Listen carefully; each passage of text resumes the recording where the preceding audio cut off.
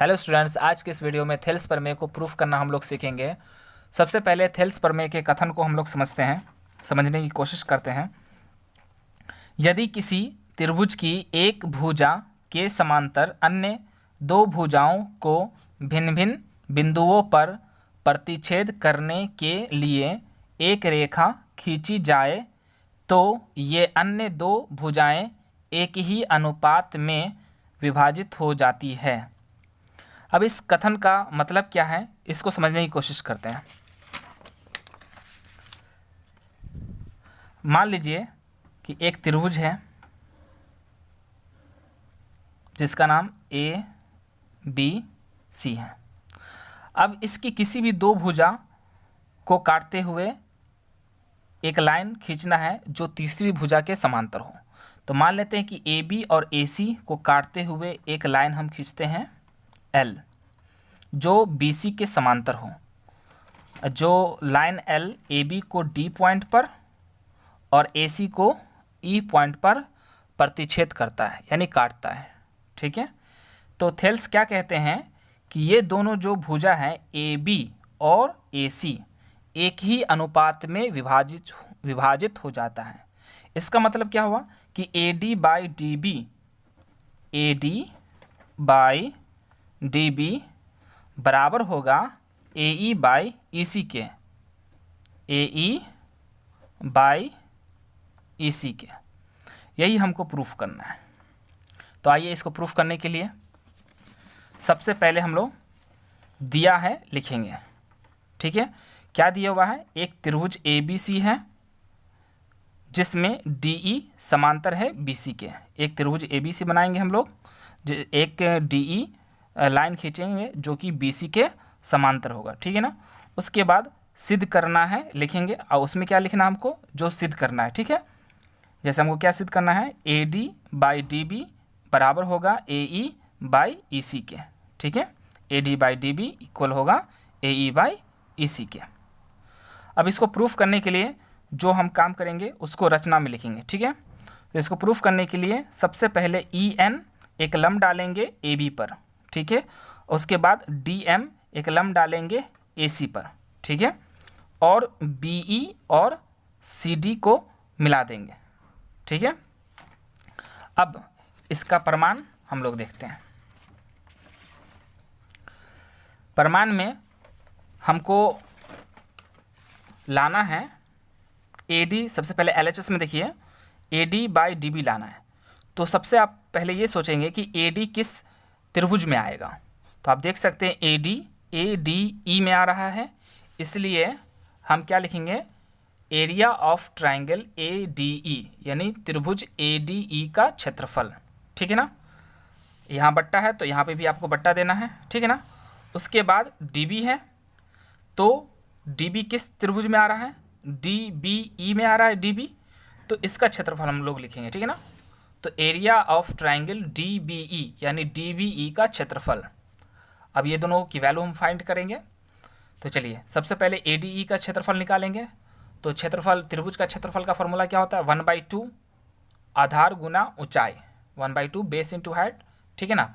तो A D E का क्षेत्रफल निकालने के लिए अब देखिए इसमें दो लंब है, एक डी एन लंब है, एक ई एन लंब है। तो दोनों लंब से बारी बारी से काम करना है। तो सबसे पहले ई एन लंब से काम करेंगे। तो ई एन लंब है ए बी पर, अगर ए बी पर लंब है तो ए डी पर भी लंब होगा, और जिस पर लंब होता है, जिस भुजा पर लंब होता है वो होता है आधार। तो आधार के जगह क्या आ जाएगा? ए डी आ जाएगा, और लंब यानी ऊंचाई के जगह ई एन आ जाएगा। ठीक है ना। तो इसकी जगह हम लिखेंगे 1/2 into A D into E N, यानी 1/2 ये हो गया आधार, ये हो गया ऊंचाई। ठीक है ना, बट्टा। अब इसका क्षेत्रफल निकालेंगे। तो डी बी ई में देखिए गौर से, डी बी ई में आपको आधार चाहिए और ऊंचाई चाहिए। ठीक है ना। तो हम किस लंब से काम कर रहे हैं? ई एन लंब से काम कर रहे हैं। ई एन लंब है किस पर? ए बी पर। ए बी पर लंब है तो जाहिर सी बात है डी बी पर भी होगा। क्यों? क्योंकि उसी का एक पार्ट है, उसी का एक टुकड़ा, एक भाग है। ठीक है ना। तो आधार तो हो जाएगा डी बी और ऊंचाई हो जाएगा ई एन। ठीक है ना।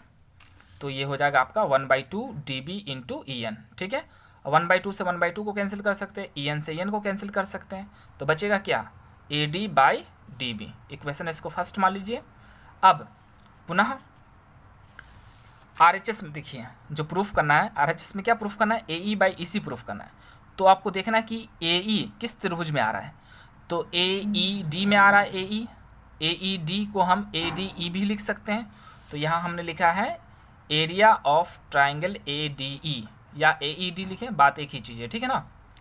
अब उसके बाद यहाँ क्या है, EC है, तो EC किस त्रिभुज में आ रहा है, ECD में आ रहा है, तो इसलिए इसके जगह हम लिख देंगे एरिया ऑफ ट्राइंगल ECD। अब इस दोनों का क्षेत्रफल निकालेंगे हम लोग। तो सबसे पहले ADE का, तो ADE का क्षेत्रफल निकालने के लिए अब हम लोग किस लंब का काम करेंगे, DN लंब से काम करेंगे। DN लंब है AC पर, ठीक है ना। अगर AC पर लंब है तो AE पर भी लंब होगा, और यानी कि AE पर लंब हो गया तो ये हो गया आधार और ये हो गया ऊंचाई DM। तो आधार के जगह पर हमको लिखना है AE और ऊंचाई के जगह लिखना है DM। तो ये हो जाएगा 1/2 AE इंटू DM, यानी 1/2 आधार गुना ऊंचाई। अब ECD का, तो ECD में अगर गौर से देखें तो DM लंब है टोटल AC पर, तो जाहिर सी बात है EC पर भी लंब होगा क्योंकि उसी का एक भाग है, टुकड़ा है, ठीक है ना। तो ये हो जाएगा त्रिभुज ECD के लिए आधार EC होगा और लंब क्या हो जाएगा, DM, यानी ऊंचाई DM हो जाएगा, ठीक है। तो इसको हम लिख सकते हैं 1/2 इंटू EC इंटू DM, यानी 1/2 आधार गुने ऊंचाई। अब DM से DM को कैंसिल कर सकते हैं, 1/2 से 1/2 को कैंसिल कर सकते हैं, बचेगा क्या, AE बाई EC, ठीक है।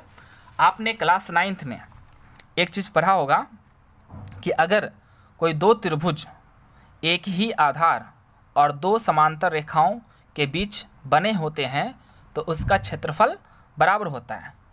इसी थ्योरम का, इसी प्रमेय का इस्तेमाल करेंगे हम यहाँ। अब ज़रा गौर से देखिए, DBE त्रिभुज DBE और त्रिभुज ECD को अगर गौर से देखें तो दोनों में कॉमन क्या आ रहा है, DE आ रहा है।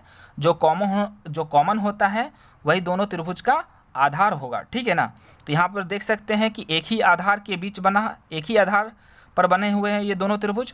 और ये देखो DE BC के समांतर है, ये तो हमको दिया ही गया है, यहाँ देख सकते हैं DE समांतर BC के, और ये दोनों त्रिभुज भी क्या हो रहे हैं, इसी दोनों समांतर रेखाओं के बीच बने हैं। तो इसका मतलब कि इस दोनों त्रिभुज का जो क्षेत्रफल होगा आपस में बराबर होगा। इसी बात को हम यहाँ इस तरह से लिखेंगे, चूँकि त्रिभुज DBE और त्रिभुज ECD एक ही आधार DE एवं समांतर भुजाओं DE तथा BC के बीच बने हैं, इसलिए दोनों का क्षेत्रफल क्या होगा, बराबर होगा। यानी ECD के स्थान पर DBE लिखा जा सकता है। तो इक्वेशन सेकेंड में आप देखें ECD लिखा हुआ है, उसके स्थान पे क्या लिखना है आपको, DBE लिखना है। तो यहाँ पे अगर DBE पुट कर देंगे तो क्या नज़र आएगा, ADE बाई DBE। और यहाँ इक्वेशन फर्स्ट में देखिए ADE बाई DBE दोनों सेम हो जाएगा। अगर दोनों LHS बराबर है तो दोनों का RHS भी हम बराबर कर सकते हैं। तो इसलिए हमने इसमें क्या किया है, तीनों इक्वेशन का इस्तेमाल किया, इसका भी इस्तेमाल किया, इसका भी इस्तेमाल किया, इसका भी इस्तेमाल किया। तो हम लिख सकते हैं समीकरण 1, 2 और 3 से AD बाई DB बराबर होगा AE बाई EC, क्योंकि दोनों का LHS बराबर है। यहाँ से अगर इसकी वैल्यू इसमें हम पुट कर दे तो ये दोनों बराबर होगा, इसलिए दोनों का RHS भी बराबर होगा। इस तरह से ये थेल्स थ्योरम प्रूव हो जाता है। Thank you very much.